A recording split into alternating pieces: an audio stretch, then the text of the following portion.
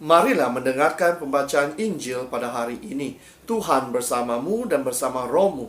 Inilah Injil menurut karangan Santo Lukas. Dimuliakanlah Tuhan. Siapa di antara kamu yang mempunyai seorang hamba yang membajak atau mengembalakan ternak baginya, akan berkata kepada hamba itu setelah ia pulang dari ladang, "Mari segera makan." Bukankah sebaliknya ia akan berkata kepada hamba itu, "Sediakanlah makananku, ikatlah pinggangmu dan layanilah aku sampai selesai aku makan dan minum. Dan sesudah itu engkau boleh makan dan minum." Adakah ia berterima kasih kepada hamba itu? Kerana hamba itu telah melakukan apa yang ditugaskan kepadanya. Demikian jugalah kamu. Apabila kamu telah melakukan segala sesuatu yang ditugaskan kepadamu, hendaklah kamu berkata, "Kami adalah hamba-hamba yang tidak berguna. Kami hanya melakukan apa yang kami harus lakukan." Demikianlah Injil Tuhan. Terpujilah Kristus. Saudara dan saudari yang seiman dalam Yesus Kristus, di dalam Injil pada hari ini kita mendengar bagaimana seorang hamba yang telah balik dari kebunnya dan coba untuk melayani tuannya. Dan jika kita lihat kehidupan kita setiap hari, kadangkala di dalam kehidupan kita menjadi tuan, dan orang-orang di sekeliling kita menjadi hamba-hamba bagi kita. Kadangkala kita menggunakan perkataan-perkataan yang tidak baik. Tingkah laku kita juga mengakibatkan kita menganggap diri kita ini sebagai tuan, dan orang yang kita temui itu sebagai hamba-hamba kita. Kadangkala sikap kita terhadap Tuhan Sang Juru Selamat kita juga menjadi seperti hamba. Kerana apa? Kerana kita seringkali mengarah, kita seringkali meminta bagi diri kita sendiri. Jarang sekali kita merendahkan diri kita di dalam permohonan kita kepada Allah Bapa.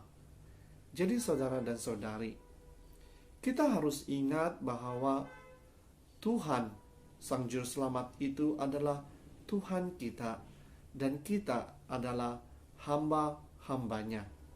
Sekiranya kita adalah hamba-hambanya ataupun pengikut-pengikutnya, kita harus mentaati apa yang dikabarkan kepada kita, apa yang dimintanya daripada kita. Terutama sekali, kita diminta untuk mengongsikan kasih-Nya, kabar gembiranya kepada semua orang. Di samping itu, kita juga diajak untuk berdoa, bukan sahaja bagi diri kita, tetapi orang lain. Dan kita juga diajak untuk bermurah hati. Jadi saudara dan saudari, inilah sifat yang seharusnya ada di dalam diri kita. Dan bukannya kita yang mengarah, kita yang meminta, tetapi kita yang harus melakukan kehendak Allah Bapa di syurga. Sama seperti di dalam Injil pada hari ini, bagaimana seorang hamba melakukan tugasnya. Dan ini menunjukkan bahwa hamba itu sentiasa taat kepada tuannya. Jadi saudara dan saudari, sekiranya kita mengatakan bahwa kita taat kepada Tuhan, Sang Juru Selamat kita, kita harus menunjukkan di dalam sikap kita, di dalam pertuturan kita, di dalam kelakuan kita, bahwa apabila orang lain melihat kita, mereka melihat Tuhan yang berkarya di dalam diri kita.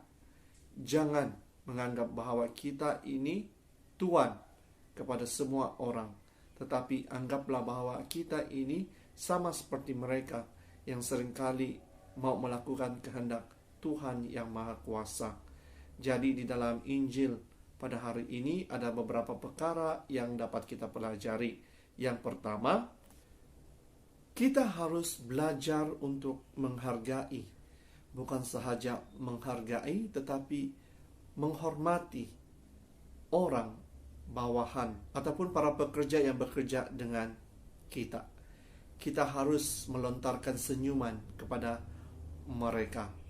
Kita harus memberikan semangat kepada mereka agar mereka juga rasa dihormati, agar mereka juga merasakan bahwa kita sebagai tuannya sentiasa membantu mereka, sentiasa memberi sokongan kepada mereka.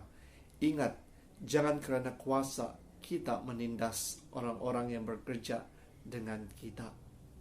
Yang kedua, kita harus ingat bahwa martabat kita bukan bergantung kepada kekuasaan kita ataupun berapa tinggi pekerjaan kita, tetapi bergantung kepada kelakuan kita, perwatakan kita.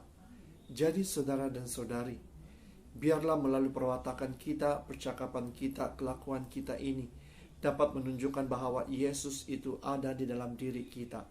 Agar apabila orang lain melihat kita, mereka melihat Yesus yang sentiasa mau memanggil semua orang untuk datang kepadanya. Jadi sekali lagi saudara dan saudari, biarlah di dalam kehidupan kita setiap hari, kita sentiasa merendahkan diri, karena kita percaya bahwa dengan merendahkan diri, kita dapat melayani di antara satu sama yang lain. Marilah kita berdoa agar keegoan yang ada di dalam diri kita itu akan dihapuskan, agar kita sentiasa dapat bekerja sama di antara satu sama yang lain dalam memikul tanggung jawab kita sebagai seorang Kristen Katolik. Sekali lagi, marilah kita terus berdoa agar Tuhan akan memberkati kita dan menggunakan diri kita untuk berkarya baginya. Dalam nama Bapa, Putra, dan Roh Kudus.